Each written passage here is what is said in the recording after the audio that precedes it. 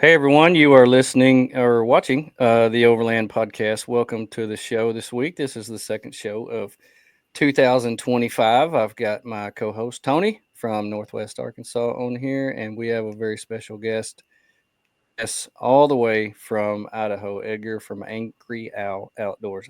Edgar, thank you for joining us. You bet. Uh, What's happening? Man, it's been a great week here in Arkansas so far. A lot of our listeners are from here because we have a lot of friends here, and we have endured the first snowpocalypse of the years we were talking about off air just a minute ago. Pretty much snow all the way around the state, and Tony got to see a little bit more than of it than I did. I saw it from my home, but you saw it Uh, from the I, seat of s- your vehicle, and I was all up in it. yeah, Yeah, all up in it. Yeah. Well, it was nice to see you get out there and a lot of times I'm really not scared of myself and getting out in it. It's the other people that I don't really care about seeing because I don't trust them on the yeah. road. The last time we got That's this, I always went the out case. into the Washita's to see things, and there was a Jeep out there with street tires. And after the third time I pulled him out of the ditch, I said, "I'm going home. I just can't do this." It was just not very fun. So anyway, it's been a pretty fun week seeing a white state instead of a green state or a brown state, and I really enjoyed that. So, Yeah, um, it's not often you see the snowfall we had this last week. well, it was neat seeing the pictures of y'all up there around the propane fires, and I think I could hear the diesel heaters all the way down here from Yeah, 100 miles away. They were yeah, cranking. yeah. Caleb had a pop up, kind of an oversized pop up tent set up, Yeah, with the propane heater. We went in there and warmed up, but there were some fires going outside, and then of course the diesel heaters. yeah, diesel Uh, heaters. I like listening to them. They kind of lull me to sleep a yeah. little bit. Do you Edgar, have you experienced diesel heater much up there with you, or are you still you just stick to the wood burning stove you have in your tent? Pretty much wood burning. I've seen some of those rigs and setups with old diesel heaters, and I thought because I have that Ford Excursion that every so often I'll car camp Mm, out of, and I got the whole rear end ripped out, and that was supposed to be me and my wife's kind of travel camper. And I mm-hmm. thought, I saw some of the setups on those. I was like, that's pretty slick. I was like, to have that, and especially she would really like that because these are times when I'm like, it's fine, and it drops down to like 35 in the cab. She's not too keen to go Yeah. with me. I don't blame her. But, yeah, Yeah. I think those little setups would be pretty slick. Oh, they're nice. It got down probably in the 20s, and Tony told me that he was hot this weekend. Uh, So Friday night it was 14, okay, I knew it was a little colder and up there where yeah, you were, and and you said that you had windows open and all that other oh, stuff. So well, yeah. Friday night I didn't have the windows open, but Saturday night I did. It was only about 30, so wasn't quite as cold Saturday night, but it was nice. I slept in my underwear both nights. I mean, I was it's hard to beat just that. comfortable. Yeah. Hard to beat that, especially when the only problem is you eventually have to go outside, and it's Nope. yeah, Nope. it's Not tough out there. anymore. It's tough to I go don't. out I don't go out there. Well, in the mornings, but if I got to go to the bathroom, I've learned your trick. I don't do there. that no more. Well, it took you several years to buy into my portable urinal trick, so Hmm. yeah, that's one Is of the that the things. Nalgene model? It's not. We actually graduated. I was telling the nurse at my school about the issue and having to get a Gatorade, wide mouth Gatorade bottle because I don't want to have to climb. We've got rooftop tents, I don't want to have to climb down a ladder and climb back up and climb down. And she said, "Have you ever heard of a portable urinal?" And I said, "No." And she said, "Just go on Amazon, look up portable urinal. There'll be 1,000 of them on there." And he said, "It'll change your life." And it did. It really did. So, Yep. I've flat got. bottom, flat Hmm. bottom. It sits. You don't have to worry about it turning over or spilling or anything like that. It is a life changer. So, Yep. as long as you have a tent that you can get up on your knees in, or in your case, stand up in, you're good. You're good. Yeah. So, Yeah. it is a I'll tell you life what, just changer. don't forget, like I've done before, using the Nalgene trick and dump it in the morning. seal it back up, and then just get home from camp and everything's drying out, forget about it, and then say about a month later, see that bottle and pop it open, about to make you pass out. That's, True. that was Been there, idea. done that. Been there, done that. That's a tough one. You have to run it through the dishwasher a few times if that happens, or bleach is your friend, and so you can get that done. Oh my goodness. Jasper Jeep Jam is on here. We got them coming up in March. March. Yep. Yeah. Like the Jasper third Jeep week of Jam March or something. Overlanding Yep. Rally. Jasper, Arkansas. I saw where they got out this weekend and met a tree. So congratulations! You get a new right front. Was it a mud guard or what do y'all it's Jeep a guys fender. call I think he's in a lot worse shape than I was. I didn't have any damage, but I think he's got 2 fenders, and I don't know. There's yeah. That's something. I was pretty. That's lucky. something, boy. I tell you what, when you start sliding, there's just you're just at the mercy of wherever you are. So it's kind of like being on skis. Yep.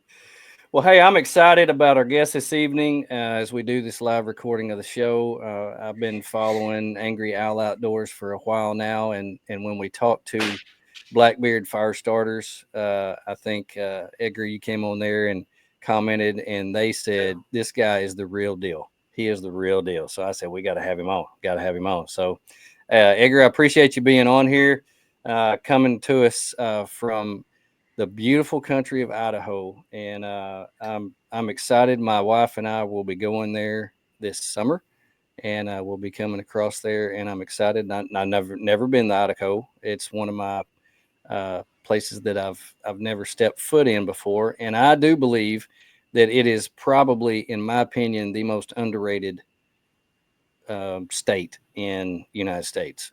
It is absolutely outrageous, beautiful. So appreciate you coming on. Would you take just a minute and tell us a little bit about yourself, introduce yourself, and let's get to know you a little better. You bet. Yeah, Edgar Ray. I run a channel, actually, what you just mentioned, Angry Owl Outdoors, and that's been fairly recent. But grew up here in Boise, Idaho, and my folks are from here, and my wife's family, so we're all kind of centralized here. Haven't moved too much through my youth. Pretty much stayed here and just played in the mountains, and that's where I got addicted. I was before the show, we were just talking about the state. We've got north of Boise, you've got thick mountains, lakes, rivers. I mean, you name it. And to the south, we've got high desert. So you've got just about anything you want to do from, you got plenty of overlanding areas, hiking, biking. I mean, it really is just kind of the catch-all state. When I was doing park ranger work, we bounced around Colorado and a few other areas and did some training in Washington. And we thought, where do we want to end up? What park do we want to end up at? And it was always back home to Idaho, because everywhere we went, there was just a little piece of, I felt like every state you could take a little piece out and like, oh yeah, we got that over here. Or we got this up here. You got the wet region up north. You got the dry in the south. So I feel pretty blessed in that sense to have those opportunities around me and just a lot of beauty. But yeah, other than, like I mentioned, for work, I haven't moved around too much in the past few years, and did a little stint there for a while as a park ranger, and got into survival and bushcraft and camping along the way, and just kind of grew up with some of those skills, a little bit of Boy Scouts, just kind of the thing everybody would do here. So dip my toes in that, and yeah, pretty much all my family's here, so not really much reason to leave. I get tempted to check out your guys' neck of the woods and this foreign territory to the west, pretty much. To the east, pretty much east of Colorado, is just, it's a mystery. I hear of these things. You guys have hardwoods. You don't have dirty pine you have to burn, and all this this seriousness. So, but yeah, that's love the outdoors. Love challenges. That's kind of how a lot of what started with the channel is. I like to challenge myself with stuff. I'm a follower of God, believe in Jesus Christ is my savior. And so I try to represent that in my life and my work and through the channel. And, I hear back and forth. It starts good conversations with people. So it's a good outlet just to be who I am. So right. That's nice. Cool. I love people who have an appreciation for their home state. As much as my wife and I travel, when we come back to Arkansas and go around in the different parts of the state, we just sit back, and we think we've got it really good. and a good, great appreciation for where we live. And I know not all states are that way. If you're from Kansas, I don't know what in the world you would brag about, but when you're from a beautiful state, you appreciate. And I take that back. I love Kansas. Well, I mean, Especially driving back from Colorado, you get really good gas mileage because you're going downhill and you have a 40-mile wind at your back. So There's always I a mean, plus somewhere. You just always gotta a find plus. it. yeah, yeah. So Idaho, I love getting suggestions from home state people, from locals, and like I said earlier, my wife and I will be going through there next summer. What are some of your favorite places there that you like to So visit? That give us a heads up. two there. Well, if you want to hit all the regions, which I think you should, you got to hit the wet region to the north. So Lake Pend Oreille is by far one of my wife's favorite areas to go to. It's one of the, I think, top 3 deepest lakes in North America. They used to test naval subs out of there. Oh, And I wow. believe my great uncle, actually, he was a frogman, or before they called them seals. Mm-hmm. Did some testing up there, and they still got the history there. You can see it, go through a museum. It's very, very cool area. And the park is called Farragut State Park. It sits right there on Lake Pend Oreille, and you can get rentals and stuff overlooking the lake. But there's cliff jumping. There's everything you can think of there, and just thick, lush forest. So that'd be my number one for the north. For mid, I'm very fond of McCall. That's just about 2 hours north of Boise, and that's actually where I finished out my park ranger career, at the park there, Ponderosa State Park. You got to check that out. But Payette Lake, beautiful, beautiful area. And I mean, you can get as rugged as you want from there. You can break off trails galore and get into some thick, thick stuff. Lots of cool hot springs.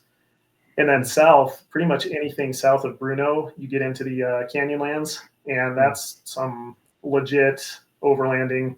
You can Mm-hmm. get kind of lost and twisted around. You got the Owyhee River, and that's one of the rivers too. I think you do 7-day floats down that. And once you're in, you're pretty much in, because you're not getting out, unless you have some Oh serious wow. equipment to Yeah. get a rig back there. So that kind of gives you all three aspects. But I mean, you can just keep. There's so many roads and so many old logging roads and just routes to get around and explore and find ghost towns and homesteads and Mm-hmm. old mines, and like I said, hot springs galore. So so keep those 3 in mind. Those will be my top 3. And obviously you got to swing by here, and I don't know if you drink coffee. I'm actually drinking tea right now, which is very surprising. Oh No, my goodness. no, Do we we don't drink drink coffee. coffee? Do we It's, drink coffee? I mean, it's Joey's fault. I started drinking coffee at night. I'm not actually drinking it tonight. I'm just drinking water. But Yeah. Well, yeah, that's your own fault. That's hmm your own fault. I brewed me a cup right fellow, before we started. see, that warms So my heart, because whenever I tell people around here that I drink coffee at night, that's always my come down, is I just have a nice brew before bed. Like, what are you doing drinking coffee before bed? And I said, I thought that's what people do. Like, we'll be watching a show, and if I see somebody, we were watching Home Improvement, an old rerun the other night, and he was like, hey, you want a cup of coffee in the evening? I was like, oh man, I need to go get me a cup of coffee. So anyways. yes, yes.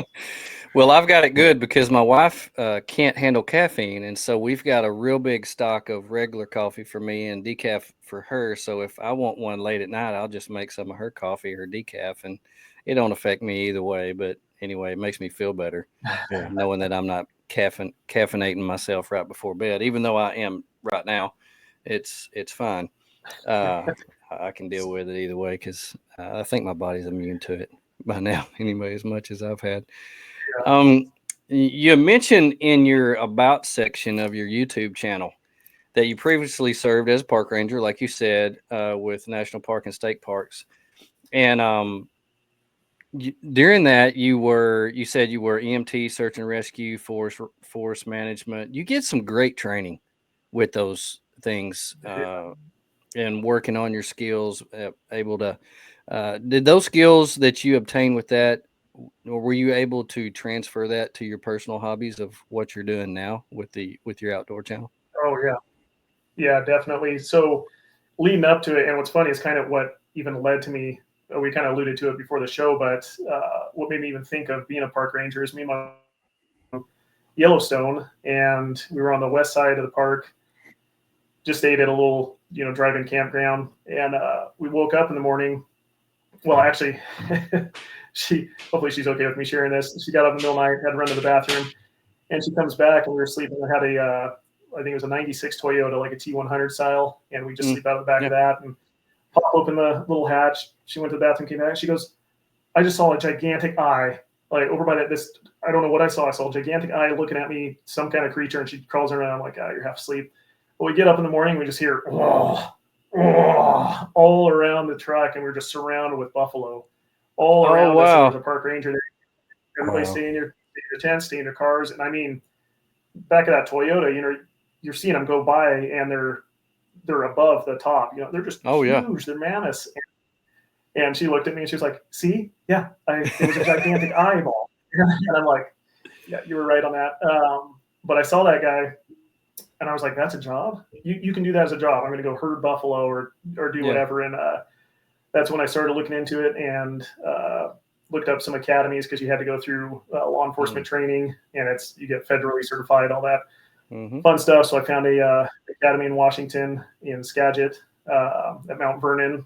So got all geared up. But part of my preparation for that is they said, get as many certs as you can. So half of that was self-funded, that I wanted to learn as much as I could. So put myself through the EMT basic training, and then did other certs like swiftwater rescue, some incident command, like advanced incident command systems, ICS. I know you're familiar with that.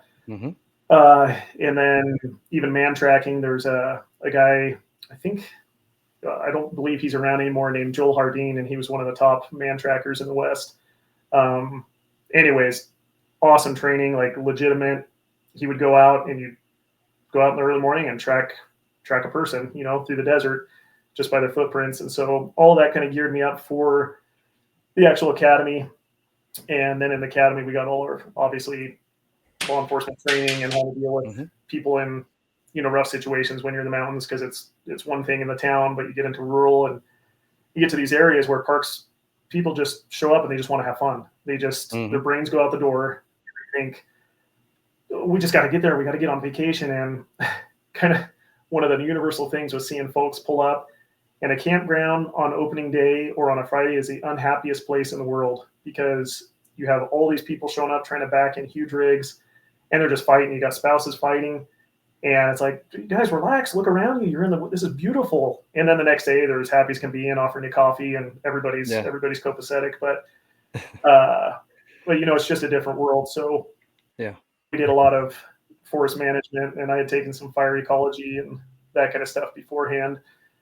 So all of that really set me up, because really having those opportunities to do medical calls and search and rescue and just dealing with people who are confused or unprepared really geared my mind to have this preparedness mindset and kind of a survival aspect, because you'd see these situations go south like that. I mean, people are having the time of their life, and then somebody either perishes or gets severely injured, or you're doing a rescue to where people are shocked when a couple of the stories I have, if you don't show up with a helicopter, they think, where's the helicopter? And you're like, you're down in the middle of a 2,000-foot canyon. We're either carrying you out, or we're going to work through this. And I think, especially now in a society where you can get anything you need just like that. And if you can't, it's somebody else's fault. It's never my fault. It's somebody else's fault for not providing it for me, is kind of the mentality. So that definitely carries over to parks, because they're like, well, you're a national park or state park. You're a ranger. You're supposed to take care of me, essentially. And people go in reservoirs when they don't know how to swim and drowned and all, you name it from there. And so that really did carry over, because when I started doing the channel, well, even before doing the channel, when I started doing these trips, I call them misery trips, and I can get into that later if you want. It was just to kind of challenge myself. And I kind of go nuts with preparation because of seeing what can go wrong and how quickly it can go wrong. So I'm the guy that has my truck. If me and my wife go north to visit friends, I got it loaded up so ridiculous. I'm like, we're just going up for a day or 2 days, but I know the storms here. I know what can change. I've seen things go south, and there's a guy named Morris Kachansky, and in the Bushcraft community, he's kind of known as like the father of Bushcraft. He was a Canadian guy, and he wrote a book called Bushcraft. And one of his sayings was, the more you know, the less you carry. And that's kind of a big saying in the bushcraft community. And I almost feel like in some cases, the more you know, the more you carry, just because you see what can go wrong in that sense. So anyways, that's a long drawn out answer with a lot of pinpoints all over the place of all of that really set me up to, I don't know if it's to do well, but it's just to know what I need to have on hand. And I'm always learning. I'm always realizing that was dumb. I shouldn't have done that, or I need to carry this next time. So, but I have a good experience of knowing what can go wrong and what you need with you. Do you ever think about what's the rule that Joe goes by? Is it 2 is 1, 1 is none? 2 is 1, 1 is none. Yeah. You ever subscribe to anything like that? Yeah, that is definitely the case, and that's a problem. That's why my kids and my bag, I end up, people are like, oh, how heavy is your backpack? And I'm like 60, 70 pounds, and then plus the sled, because I had a buddy show up on a trip once, and he goes, why do you have so many gloves for just this single night? I'm like, because they either get saturated or I burn them next to the fire, and I'm just because I'm an idiot and I try to warm stuff up. So a lot of it is self-induced stupidity. But yeah, always having two and having the backup is, man, that's necessary. Well, you stated earlier that you grew up there in Idaho, going experiencing and exploring the mountains. What's your earliest memory of being out in the wilderness? Oh man, so my dad would. There's a little town called Featherville and Pine, north of Idaho. North of Boise, in the kind of central part of Idaho, and there was a reservoir up there and just a little town back up in there, an old mining community. And I don't know if you guys have dredge ponds or old dredge area, and it's where around here, the way they used to mine was basically they'd either use water cannons or they'd use dredges, and the dredges would go through, and they're these huge buckets. They're basically a barge that would go through and scoop in ponds, and they would dig their way through. They just keep scooping, and all that rock would carry up through those buckets, go into a tumbler, and then they'd spit out and get the rough gold and whatever they could harvest out of that. Well, we've got these huge swaths of land where you go now and there's just boulders, river rock essentially piled up.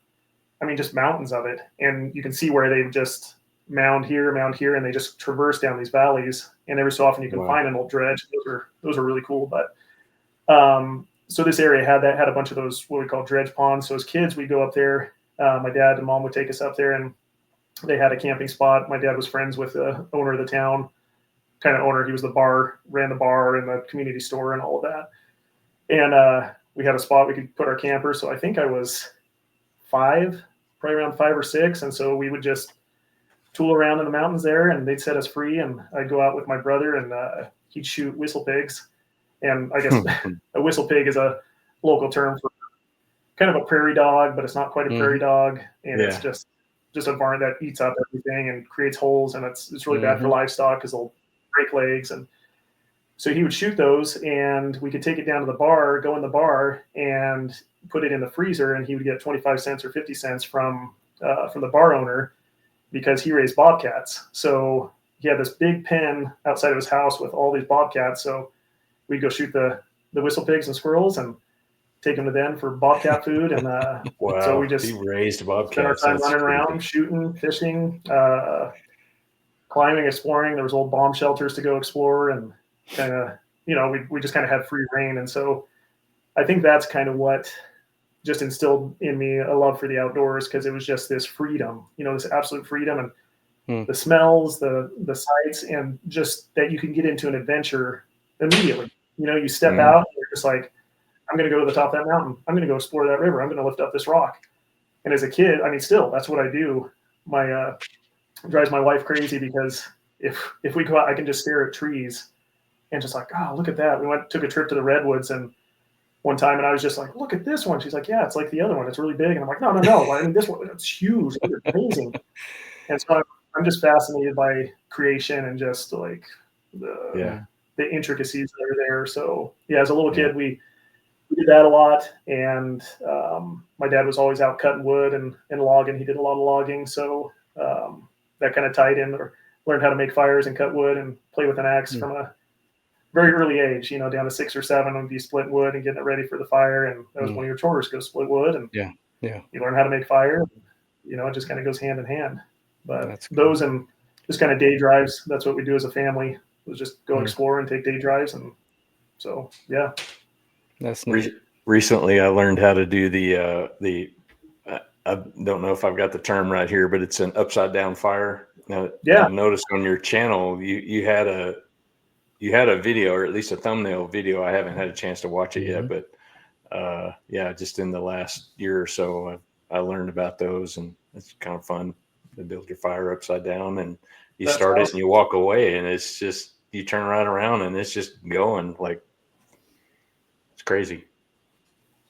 Yeah. They are made. That's like the number one. If I recommend people to learn a fire, like especially in snow and wet conditions. And the first time, same thing. I built one. I was like, it's kind of funky. It's not going to work. And I mean, it manages itself. It's easy. And I learned about it on TikTok. That's where you learn everything. What? How is this possible? No way this works. Yeah. But yeah, it did. I know the government keeps trying to ban TikTok. That's where I learn all my cooking stuff. I learn everything on TikTok. They're gonna have to quit that. Anyway, back to it. In the outdoors in our world, people have what we call their thing, what they love. Some people love to camp. Some people love to wheel their vehicle. Some people like to pack raft or backpack, or some people are fishermen. You do a lot of things, but when you get into the outdoors, you kind of develop your thing, what you love to do the most. In your world, what you do, what would you say is your thing? What do you love to do the most?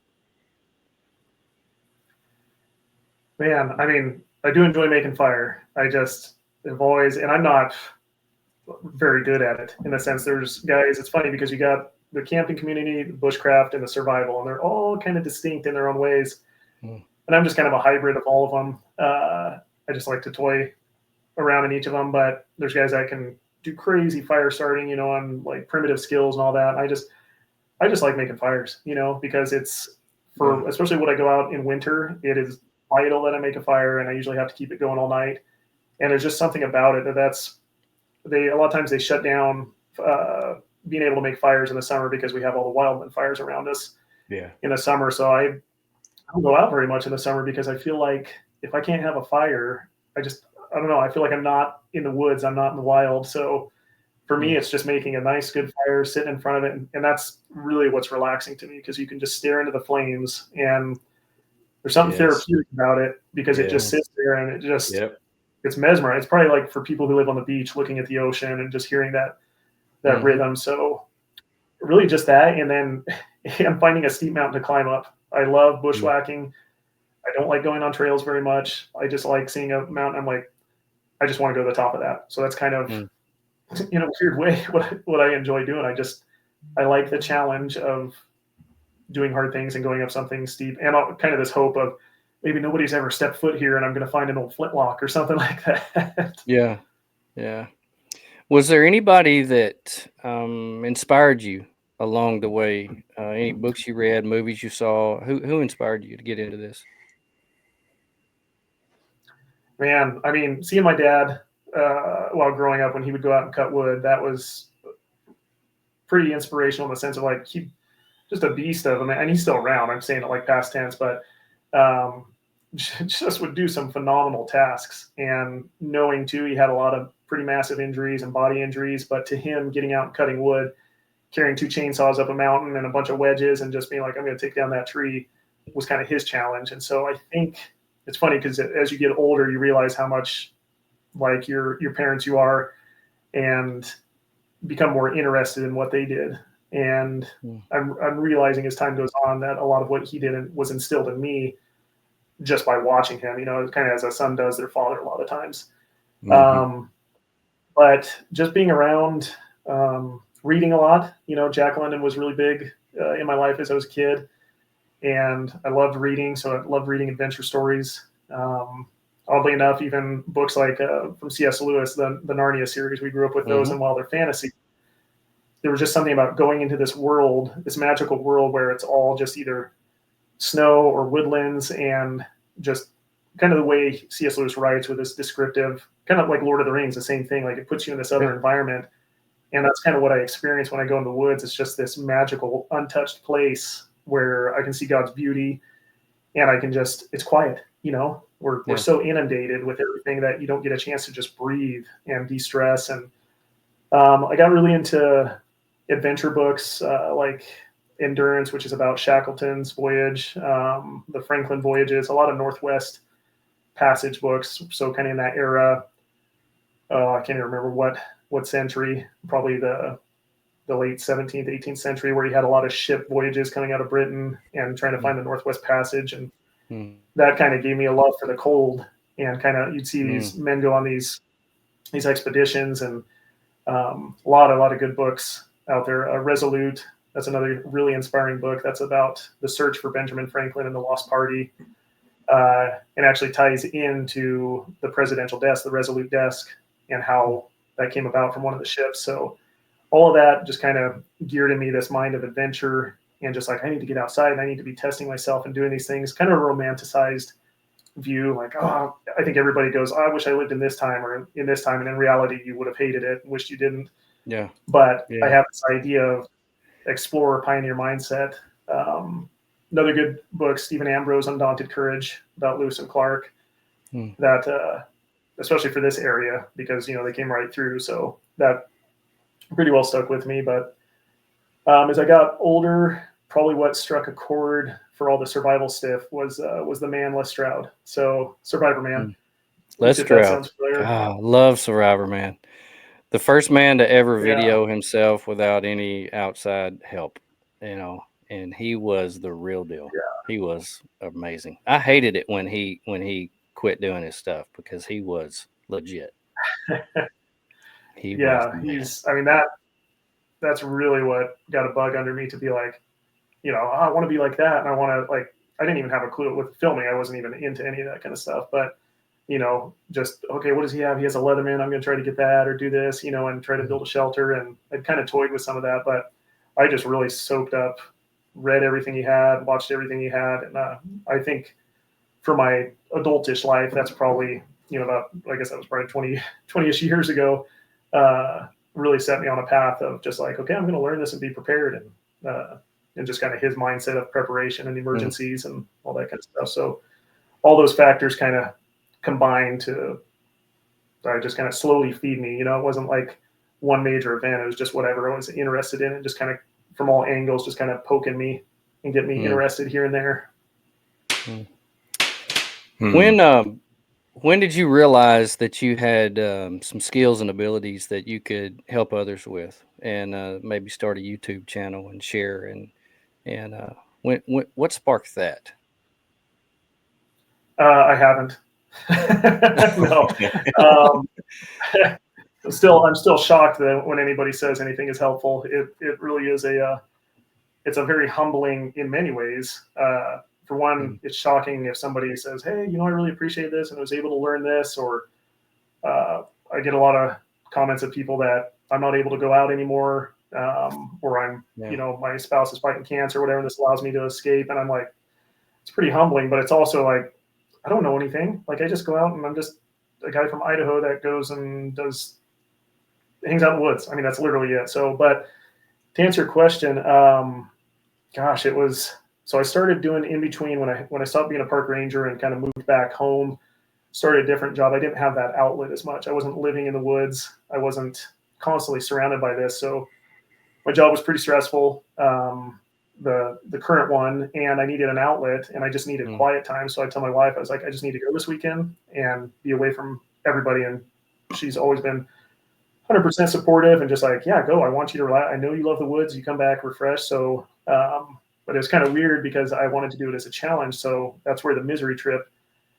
came into play, because I thought, like, generally, you know, we idealize camping and going out, but a lot of times, a lot of the stories revolve around, like, I was pretty miserable out there. You know, it's either you're getting rained on or you're uncomfortable, but there's something about that. When you get back, you have that story and you have that memory, and you're just like, I can't wait to do that again. But you get out there and you're griping about whatever this or that doesn't work out. But so the survival aspect, I thought, I'm just going to go out there, take as little stuff as I can and just set up a challenge.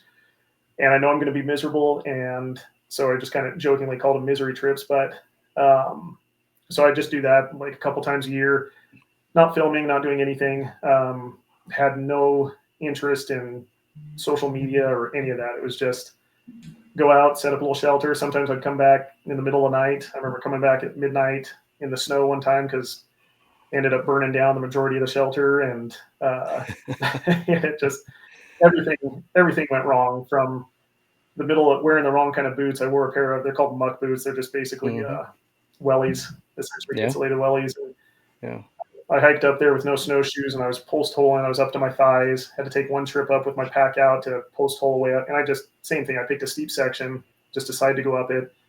Had my dog with me. He's barely. I used to have a Malamute at that time. He's just kind of walking on top of the snow. Come back down, get my pack. Anyways, I get everything set up, and I thought, oh yeah, this is all bushcrafty, and I'm going to do the survival thing. And so, because I did the same thing, I'd watch YouTube guys and learn and see stuff, and be like, yeah, I want to do that. And anyways, I set up, made the fire way too big. Didn't bring extra pair of boots. Those wellies held all my sweat and just moisture in there, so I had taken them off. I was drying off my socks on top of the posts. Those caught on fire. I was standing there literally in underwear because I sweat so much that I just stripped down, and I was just standing on big ponderosa pine bark in front of fire, and I was still just like, I am amazing. This is great. And then quickly humbled as soon as everything torched up.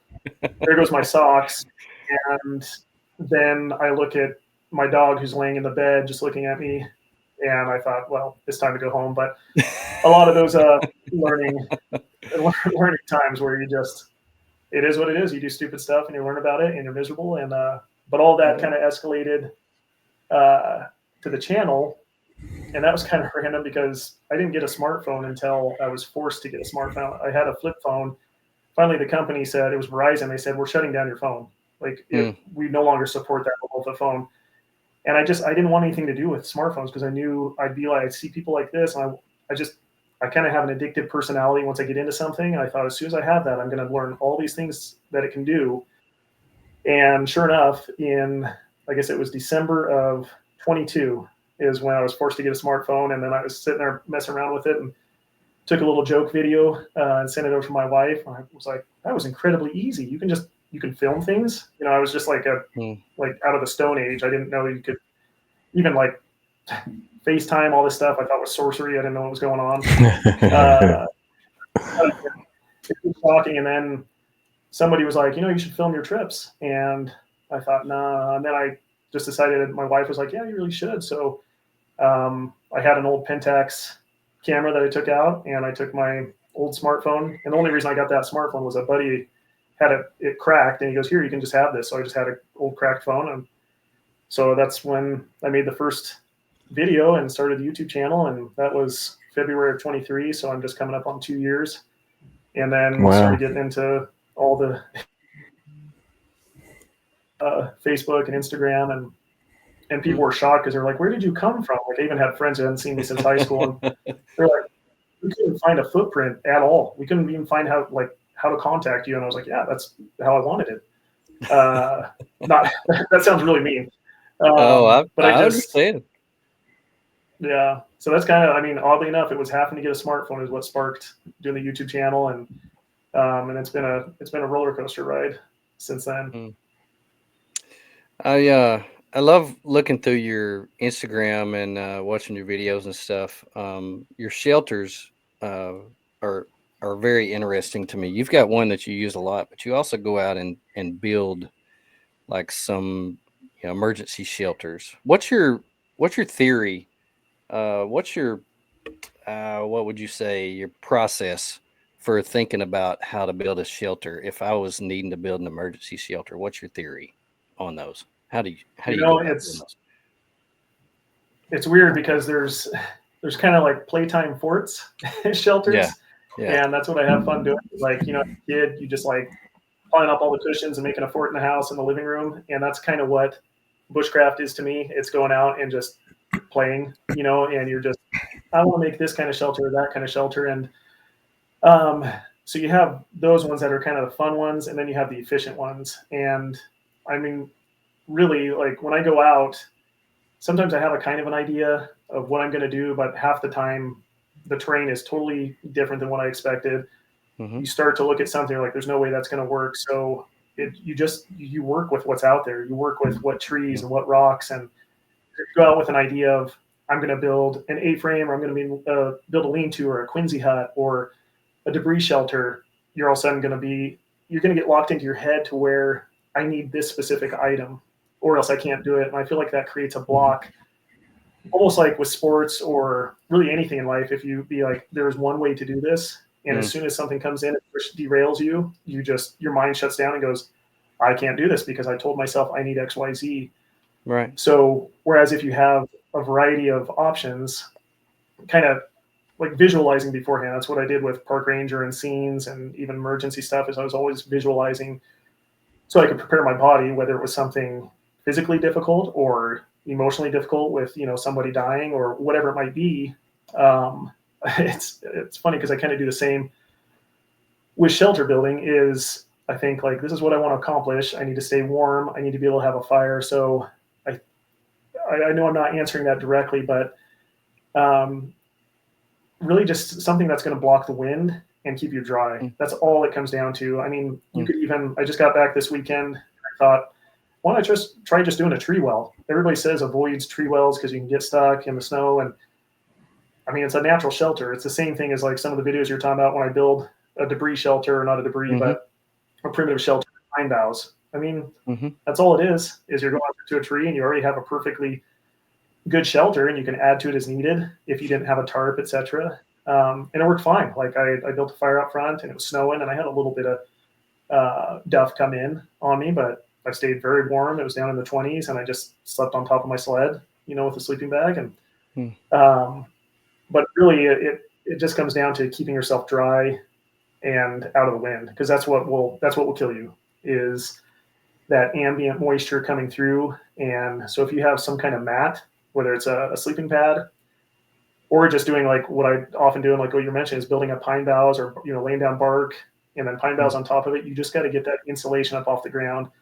And then even if you have a raincoat and you have to hunker down in the fetal position, you're going to be fine. Like other than, I mean, if you're in the freezing temps, you need to get some fire skills and learn how to build that. And like you had Blackbeard fire on here, and I use that stuff all the time. I tested it in wet, cold, freezing cold, heat, like every way possible, and it doesn't fail. And that's what I want to see, because it's so easy. Why would you not have this tool with you that can save your life? And I mean, a lot of times I make long fires, and I just use a couple of those fire starters, get the whole thing going. That's. I wanted to ask you on Blackbeard, what's your favorite of their styles, the rope or the little plugs? The plugs. I do more with the plugs. I ended up using I ended up using the rope this go around just because I hadn't used it in so long. I thought I better use it, but those fire plugs are just, I mean, I've had some videos I've done for them, just getting them, I dipped it in the water, got it soaking wet. It's been freezing out, and they're so small. And that bag, I mean, it sounds like I'm doing a sales pitch, but I'm not. It's just I love gear that works, because we've all been there when you get something off Amazon, or you see some stupid YouTube video, which I fall and prey to, of like somebody's like, this is going to work amazing. I'm like, I'm going to get that. And you get it, and you're like, this sucks. This is a piece of crap. And then you get mad. And I mean, their stuff works. It's so small, you keep it with you, and it doesn't weigh anything. It's so light. It's so light. That's amazing. I love it. Very impressive what they've done. Those guys are awesome as a company. I mean, they're good guys, and they want to do what's right. They stand behind it. So definitely appreciate those guys. But I have both, but I always sort of default to the plug, every time. It's just so easy. You just do the whole just do that, and it works. Got your reverse fire built. You just do that. Works every time. Light it and you set it down and you walk away. It's great. It's good stuff. I love it. So hopefully that answers you. Oh yeah, well it makes sense to me. With you explaining that, and we one of our favorite TV shows is The Alone Show on the History Channel, and they take all these people who are Bushcraft outdoors experts is what they call them. You know, I say they're experts. They go up there and some of them last a day and then they come home. But a lot of them last a long time. But it's really interesting to watch because they drop them in all these, you know, in the last season, they actually showed how they put them in the different places. They actually draw a number and that's the place that they go to. And all the places that they go to are different. But it's odd to us when we watch it about all of their shelters are completely different. You know, some of them build teepees and some of them build very elaborate shelters and some of them are very, very minimal. You can't even hardly sit up in them, much less stand up in them. And I've always wondered, why are they all different if all these are outdoor experts? Why are they all different? And your explanation is you got to take what it gives you, and you can't be a single mindset. It has to be done this way. So that makes total sense to me, the way you explained it. So I really appreciate that. That makes total sense. I think those people that are successful, like even season 1, I can't remember the guy's name, but you know, he just used a rock ledge and just kind of leaned some stuff up against it. It was just enough for him to squeeze into. And then you got guys like Timber, Clayhorn, who, you know, like even in his book, you know, he talks about like that battle. He was like, gosh, I just don't have the resources. I just don't have. And then finally he's like, I'm going to use what nature provides. So yeah, you're right though. I haven't thought too deeply about what causes that distinction. And I think it is that whatever class you come out of, if you're a hardcore bushcraft guy, a hardcore survival guy, and you have like these pillars of, I am this, you know, I got to be that guy. I got to make this elaborate, whatever. And versus just having fun with it. Of course, on alone, you can't really have fun because you'll die, but yeah. Well, we actually got the distinct privilege of interviewing Timber on the podcast, and he's such a amazing guy.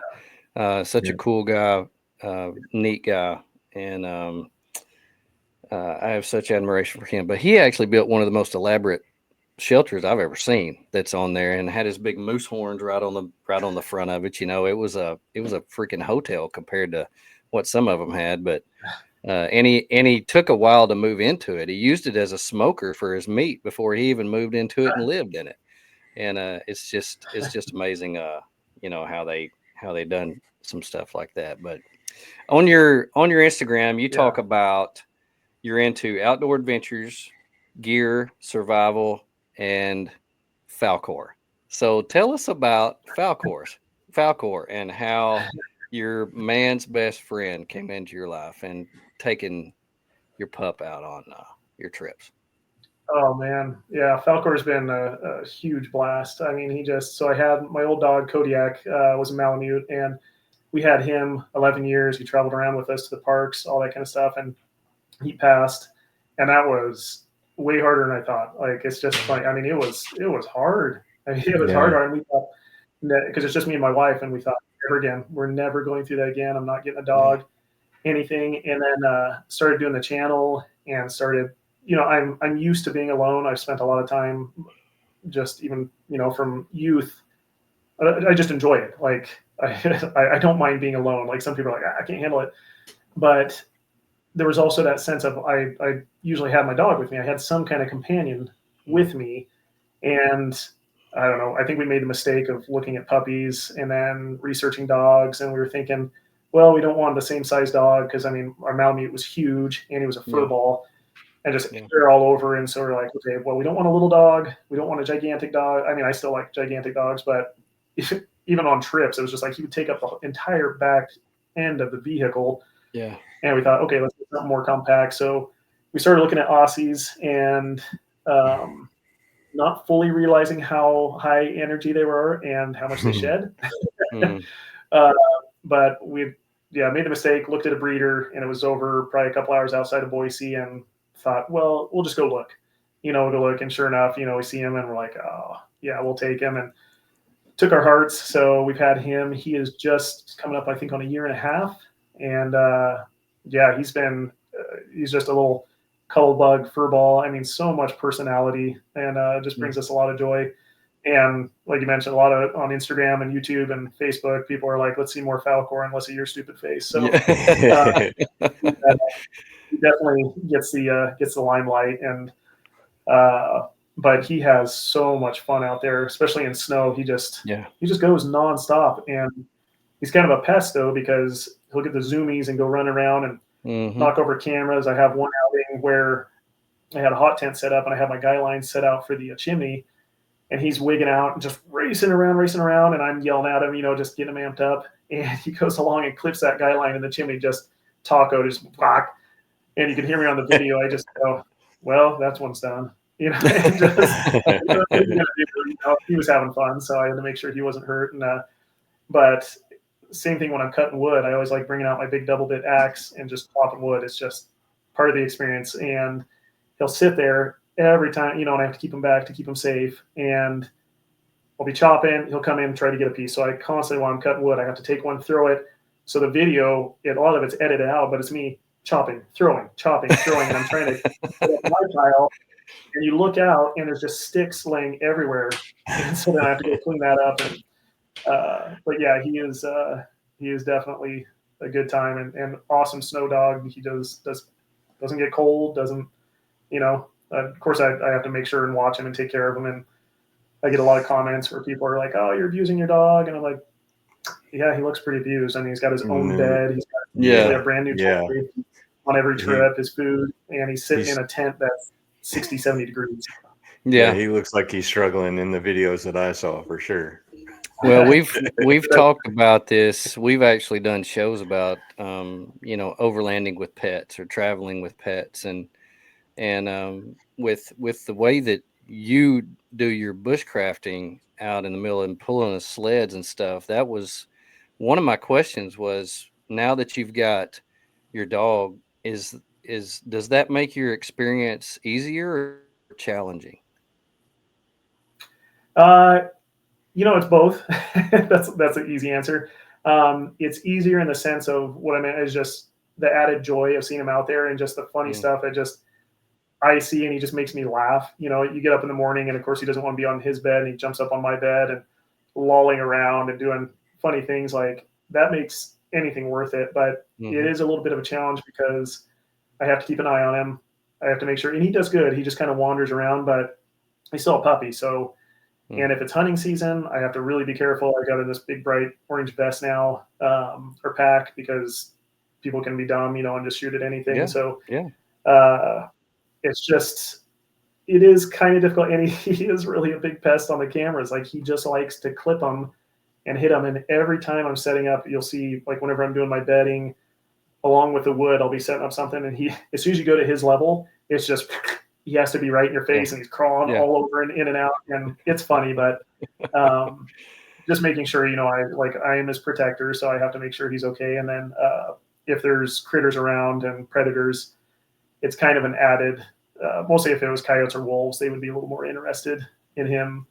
I don't think he would deter to a degree. Definitely the coyotes, if he barks, they get scared off. But that smell gets curious to coyotes and wolves, and it can kind of draw them in. Versus the other. So I just have to have things with me that I can deter them with. I totally get that. I remember it was probably 5 or 6 years ago. I was sitting right beside my FJ having coffee in the morning, and my little English bulldog was sitting right beside me, and I just happened to look up, and about 30 yards away was a wolf looking right at us. And that was one of those times that made my hair stand up on the back of my neck, and it makes you think.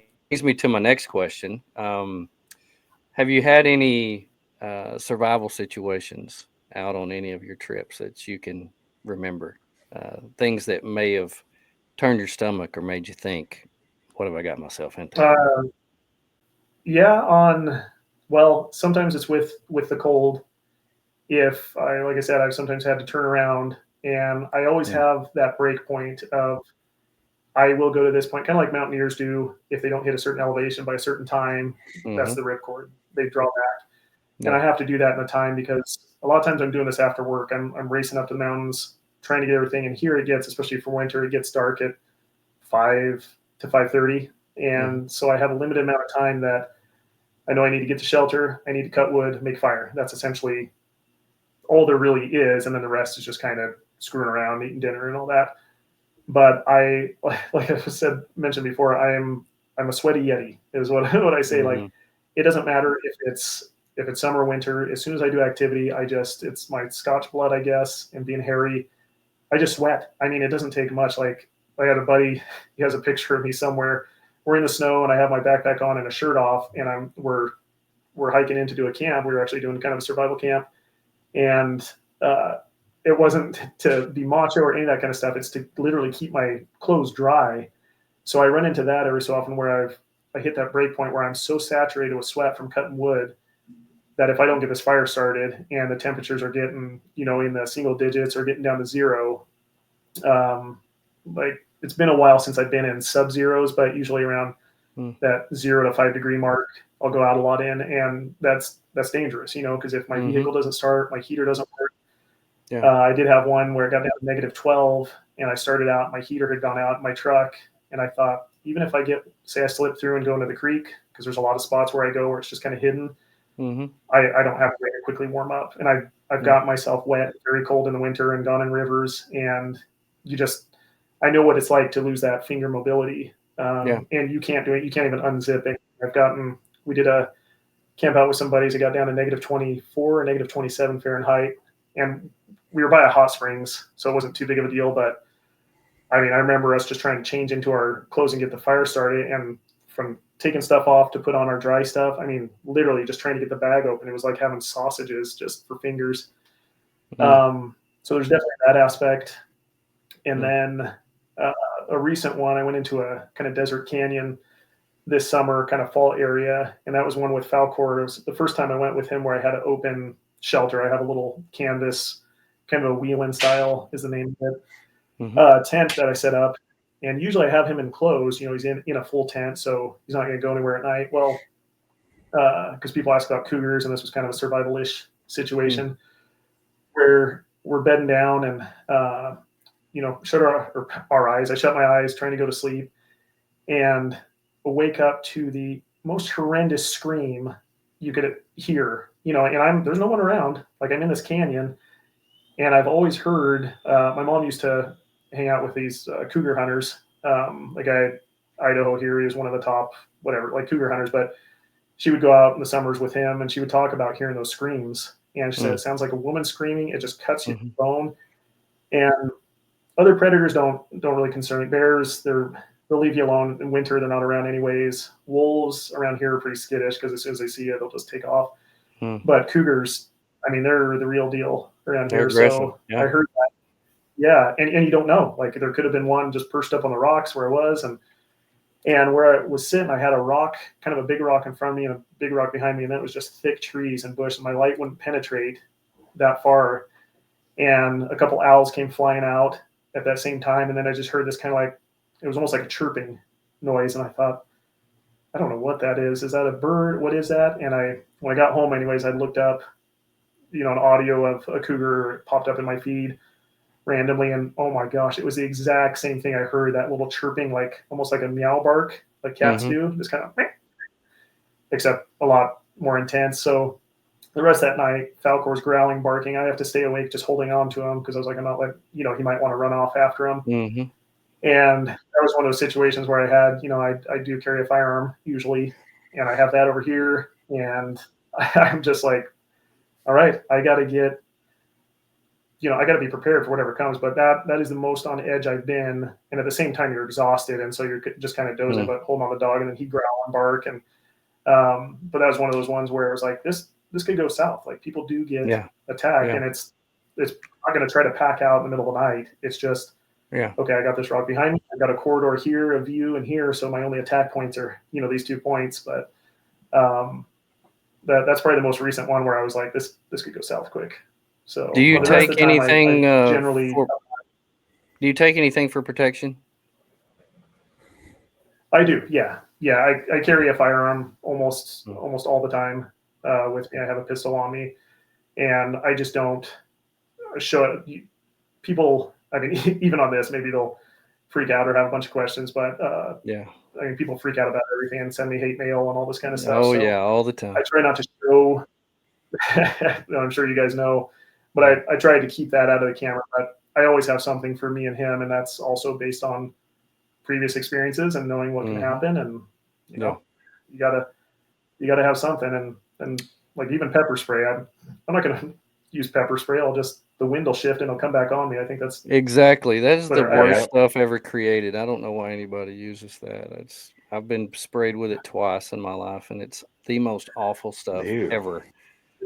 same And here. I will have to be on my deathbed about to take my last breath before I use it. I will be out of bullets. I'll be out of taser. I'll be out of everything before I use that stuff. It's awful. But I Yeah, can't. people would ask me the same thing. It was like tasing is horrible, but it's only 5 seconds. But man, 5 seconds. for those listening, I haven't been arrested. It was for previous law enforcement. So before you think, geez, what did you do? A chokehold on me, and but that's what it is. When I see people, they'll take pepper spray out and they haven't ever used it. They don't know what they're doing. They're like, that's okay. If a bear comes, I got pepper spray. I'm like, have you ever been downwind of pepper spray? Because, or if it just, or say the bear brushes by you or anything, like then you are in a survival situation where you can't see. You might have respiratory issues. So preparation, people just don't prepare. Well, That's one thing. if you don't hit it in the face, you're just gonna make it mad. I'm just Yeah, telling but you right now. and You got to a be a lot good of shot. but a lot of times, wouldn't it be true to say that if you see a bear and it's close enough for pepper spray, isn't he going to tend to be upwind from you? I mean, because if he's downwind from you, he's probably going to avoid your scent. Yeah. That's Most would be, right? So you're spraying into the wind. I It don't know. most of it I don't sprays know. about 20 feet, but that's without the wind. So you got to Yeah. factor that in before you push that trigger. So just think Yeah. about it. Just think about it. What is the one Yeah. tool that you never leave home without? Oh, One piece man. of gear you never leave home That's without. funny. I mean, it's one of those like multiples, so it's hard. But I mean, I always have fire starter and a blade. You know, whether it's an axe, a saw, or a belt knife, or even a folder knife, because I always have a folding knife on me during the day. But those are I always have it. It probably is some kind of fire making ability, just because I think you can get by fine. You can work your way out of a situation. You can hike. You can survive. You can make it without water. You can make it without food. But if you get cold, and I've been very, very cold before, and I know what happens to your body, that to me, that's the most important thing. And I mean, even, say you get lost out in the woods and you don't have a knife, you don't have anything, you don't need all that stuff to make a fire. Like, I know everybody, like, I'll go through and I'll show my different saws. I did a survival thing where I just had a tack bag, chest rig, and I had a little tiny saw and some fire starters. I did have a big knife, but it was kind of just more for show to see what I could do. But even on that, I used it was literally just a pocket saw. So just a chainsaw blade with straps on it, cut my logs. But I mean, you can just go you can break off sticks off of the lower parts of trees. You can find duff and sticks anywhere. I mean, most areas you can find a fire resource and you can get that fire going. And it does two things. It actually does three things. It obviously warns you and can save you, but signaling is also the big priority. So if you're in a survival situation, you do what you got to. If you need to catch a tree on fire, and I know people are like, oh, you're going to start a forest fire. Obviously, I don't know. That's thinking out long term, but it's probably not going to happen that way. You're probably not going to start a forest fire, and you're not going to catch a tree on fire because it's incredibly hard. Yeah. But some way to signal whether it's night or day, because even on search and rescue stuff, when you're going, or when we would have our missions looking for somebody, you don't have very much information in any little bit, even if it's tying ribbon on a tree to mark the direction you went to, all that kind of stuff. But so if somebody has a fire, you're like, you can smell it, you may not see it, and it allows everybody to use all their senses to help somebody out. And if you're alone for a while, like we mentioned before, there's something calming about a fire. I really think it de-stresses you and brings you down. Lets you think about the situation and where you're at, and just, okay, I accomplished this. I made fire. Kind of like on what was the movie with Tom Hanks where he goes, I've made fire. Castaway. Yeah. I think classic. It's that thing. You're like, I did this. I can make it now. So when people learn those tools, those abilities, it just steps them up here because it gives you that confidence. So yeah, I'd say some fire making ability to answer that in about 3,000 words. Oh, I love it. Do you like the older traditional bushcrafting tools, or do you like the modern stuff better? I kind of goes back to my hybrid kind of liking camping, liking new tech, gear, all that kind of stuff. But I do have a love for the old. I mean, I'm finding more and more that almost everything I wear when I go out is wool. That's also because of now I've got enough testing, like extreme testing, to go, yeah, synthetic's going to not kill me, but synthetic's going to make things miserable. Wool is legit. I just, like I said, this weekend I went out. I mean, it was only 22 degrees Fahrenheit, completely soaked, wearing this wool top with kind of this mesh liner in it, but all wool.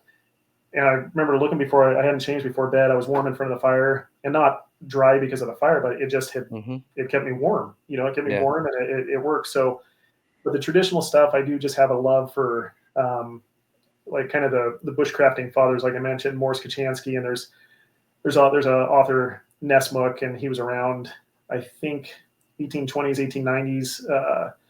He went by the name, that was his pen name, but he wrote a book called, I believe it was called Bushcraft as well. But they were kind of these romantic writers during that time in the late 18th century, or excuse me, late 1800s, early 1900s. Horst Kephart, that's another author, Daniel Beard. They all kind of took the traditional. It was kind of a time when people were just getting into camping because vehicles started coming around as time went on, and they had, you know, this ability to get out, a little bit more free time in the Americas. And that's when people would have these huge bins of camping gear, and they'd be bringing pots, and they'd get porters and, you know, hire people to take them out into the woods, kind of like big city folks coming out.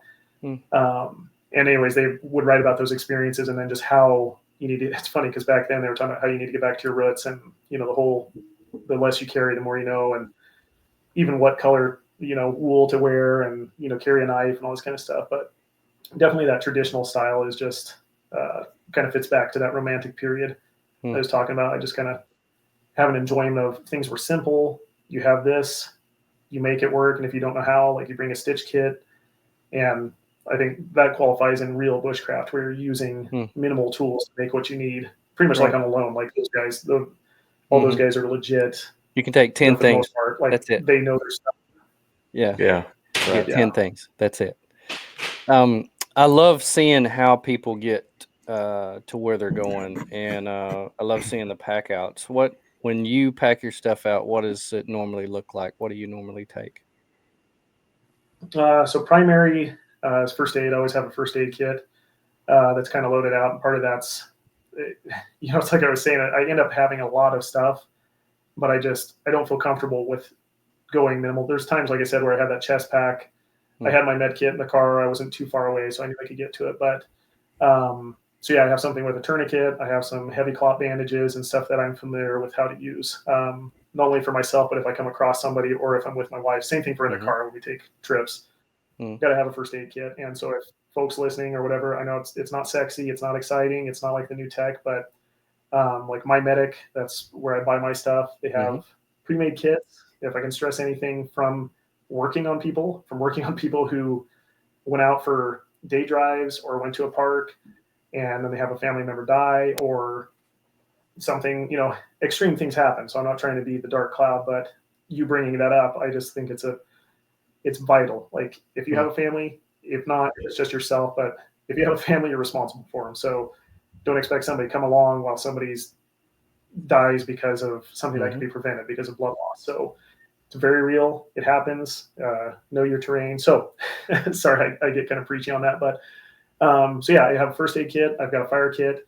I usually have a very small pack of extra clothes that I can change into because I know I'm going to sweat. So I always have, specifically right now for the season for winter, I keep a set of long johns, socks, and underwear, and a beanie and gloves, and I can kind of keep it about compressed down to that size, so it doesn't take up any room, and it's probably, I don't know, 2 pounds, something like that. So keep that. I try to have something to insulate me from the ground, and or an emergency cover, whether it's a poncho or even just one of those Walmart cheapo ponchos with me. I usually have a compass, a blade, usually some kind of saw, and then a lot of my stuff is camera gear. I mean, batteries, all this stuff that I used to not have to carry, but has become a vital part of my what I've got. But those are the main things. Yeah, some kind of blade, fire starter, first aid, extra clothes, and usually a kind of a signaling device.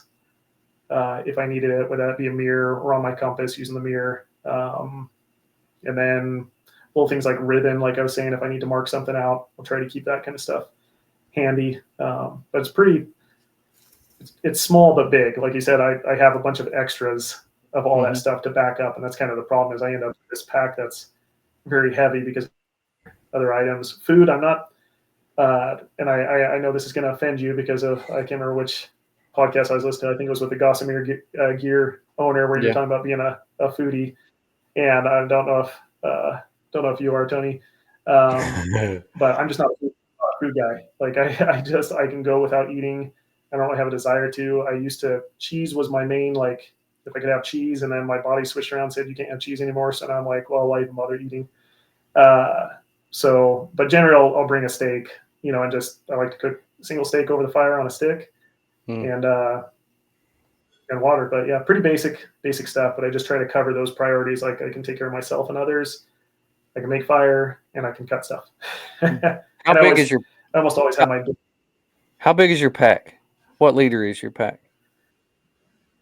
My one I've been using from Van Quest Gear, I was testing out this last year. It is a 35.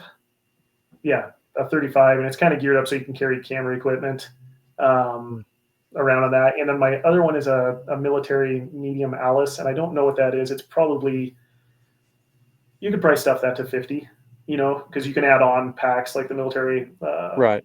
MOLLE webbing packs on the side. So I'd like to have, something bigger like a 60 liter. I think that's where we get into the old versus, new gear. I started out just getting a lot of military equipment when I did all this because I'm cheap and I couldn't justify spending the money on surplus stores, man. You can get anything at a military surplus store. It's great. And I'm hard on equipment. Like I'm dragging wood, I'm doing stuff. And so I would finally saved up and got this, it was a Mountain Hardwear coat. I thought it was kind of a puffy style. I'm going to get a nice new coat. And I got that. And I was out at a shooting range with my dad, and I barely snagged the sleeve on a little piece of metal where you keep the targets, and just immediately went. And I remember thinking, like, that's it. I'm just sticking with military surplus or wool or stuff that doesn't tear. But packs, I would like to get something a little bit bigger where I can compartmentalize and really load out if I need to, just be able, I could put like 3 days worth on, because there's nothing worse than digging through like the military pack. You just, those side pouches, one big pocket, digging in the middle of the night, and you get frustrated. And yeah. Well, I love, my wife says I have an infatuation for backpacks, and I do. And so I was just wondering about that because I carry, when we go backpacking, mine's a 40 liter, but when I pack it out with food and water and everything, it weighs about 18 pounds. And that's what, I was wondering about the size of your pack. And the weight of everything is so much more in the bushcrafting world because you're taking a wood stove, you're taking a whole bunch of stuff that I don't take. And so that's what interests me when you talk about your pack out. So that's pretty cool to me. Are there any misconceptions about bushcrafting that you've learned throughout what people think it is that it's really not? It's funny because you get in these communities and groups like on Facebook or different stuff. People they get mad. You start talking about bushcraft, and if you do one thing that is not technically bushcraft, you're banished. It's funny because it's a term that's just thrown on everything. People are like, "Oh, bushcrafter," and it's changed from what it originally was. They even, I think in one of those books I was talking about, they could have called it woodcraft back in the day, and it was just the ability to craft what you need when you're in the woods out of what's around. And I think, in its truest sense, that's what it is. It's just very minimal. Take what you need, but like you said, heavy tools, whatever you might take, an awl, you might take, a big double bit axe. But it's such a change term. It's just evolved really to where, like I said, you kind of have camping, bushcraft, survival, preparedness, and all of those, you get some people that intermingle. But at its truest form, I think bushcraft is making stuff in the woods and trying to survive with what you can, like, build a shelter, build a little spatula, or make a spoon, carve a spoon, and just build basically alone, like you mentioned. Like I think alone is Mm-hmm. probably a really good representation of what actual bushcrafting is. If you lose your fire making abilities, can you use different ability, flint and steel, etc. To do all that. And that's even stuff like I've never even pursued too much because I'm comfortable with how I make fire, and I still need to learn, more bushcrafty stuff. But yeah, it is almost a fighting term for a lot of people. Yeah. Well, we go through the same thing with overlanding. People say you're not overlanding unless you have this or that, or when I first started getting into the lifestyle 7, 8, 9 years ago, they were like, you can't overland in a Subaru, and now I have a Subaru. So tell me I can't overland in a Subaru. But it's just one of those things where, people have their opinions about everything, and that's fine. People, we live in the most opinionated society that I've ever seen throughout my lifetime. I don't know how it could get any worse. So anyway, we just have to deal with it. But that's just the way life is, and we just move on. So, we're getting kind of to the end of our when we want to kind of shut this down on our time limit. But I think I would be remiss if I didn't give you an opportunity to speak on something. On your Instagram. You have a Bible verse, Hebrews 13:6. And I looked that up because I didn't know it by heart. And it's one version says, so that we may boldly say, the Lord is my helper, and I will not fear what man shall do to me. What does this verse mean to you? Why did you decide on that one? So, gosh, that's stood out to me since probably high school. So, grew up in a Christian family, and so I was raised under that. But it was more, if you're raised in, at some point you have to make it your own. I mean, you get into high school, you start getting older, and you go, is this just because my parents taught me this? Do I really believe in God? Do I believe in Jesus? Do I believe in salvation? And you start becoming a man or a woman, and you have to decide for yourself, like, do I actually have a relate? Do I care? For one, do I believe any of this? And I was fortunate to have, I went to a Christian school, and so I had some really good influences. And, I spent my time just praying and thinking and being like, okay, God, do you, because, as a little kid, when I was told, told about Jesus, I was like, he sounds awesome. Yeah, I like him. He did this for me. Like, why not? Like, to have somebody love me, that's cool. Um, you know, you get in stuff into high school or whatever age.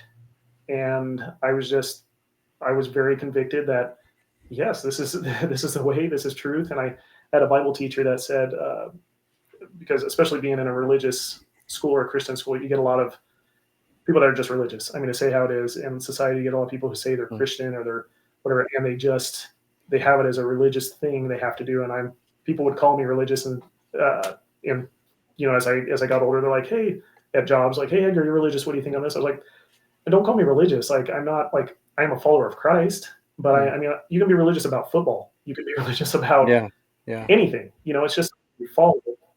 But I would say this is how I live my life, and this is what I believe, and this is what I believe truth is.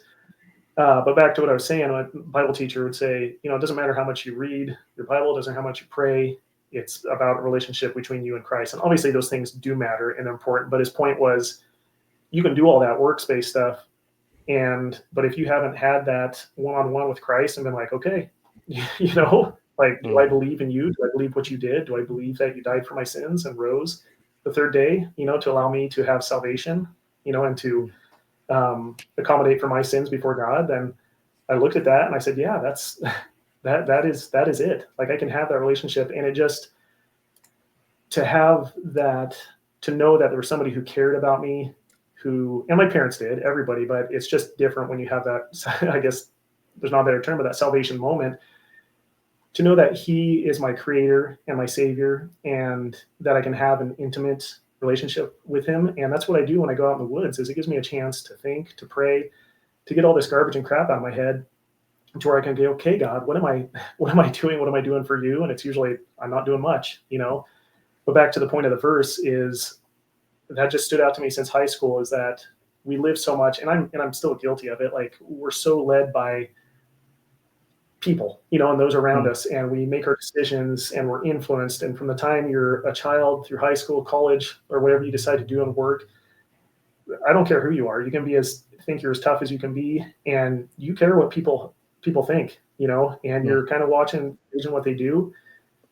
And just to have that assurance of like, the Lord is my helper. I know that sounds kind of weird, but I mean, he's by my side, all through the Old Testament, New Testament, saying he's by his saints, and he's there for me. Like, what do I have to fear? What can man do to me? And, I pray I'm never in a situation where it's a martyr situation, or you like Fox's Book of Martyrs, where you had guys torn limb to limb, and sawed in half and eaten by lions. And it's like very real stuff that we have no idea about, but society's becoming okay with violence to a degree I've never seen. Me and my wife were talking today how stuff you can see just on Instagram or Facebook or whatever that pops up, you're like, I didn't want to see that. Like, what the heck? And it just, we're such a numb society that, just to know that my Savior's by my side. I guess that's the easiest way to say it, like that he is my captain, and I picture him just as almost like as a warrior, and I can be my king, and I can come alongside and just be,